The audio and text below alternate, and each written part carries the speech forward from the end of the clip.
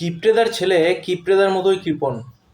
একদিন কিপ্টেদার ছেলে ফটোশপের দোকানে গিয়ে বলছে, দাদা যদি আমি ফটো তুলি তাহলে পাসপোর্ট কত টাকা আর ফুল ফটো কত টাকা? তো দোকানদার বলছে, যদি পাসপোর্ট তোলেন তাহলে 30 টাকায় 3 কপি, আর ফুল তুললে 150 টাকায় 3 কপি। তখন কিপ্টেদার ছেলে বলছে, আচ্ছা তাহলে একটা কাজ করুন, আমাকে না 3টে পাসপোর্ট ফটো করে দিন, যেন মাথার চুল থেকে পায়ের জুতো পর্যন্ত দেখা যায়, তাহলেই হবে। कैसे कैसे लोग रहते हैं यार यहाँ पर। কোর্টে এক ব্যক্তিকে কাঠগড়ায় দাঁড় করানো হয়েছে এবং জজ সাহেব জিজ্ঞাসা করছেন, আপনার নামে আপনার স্ত্রী ভয়ঙ্কর অভিযোগ করেছে। আপনি নাকি আপনার স্ত্রীকে প্রচণ্ড ধমকান চমকান, ধমকে চমকে আপনি বাড়ির কাজ করান।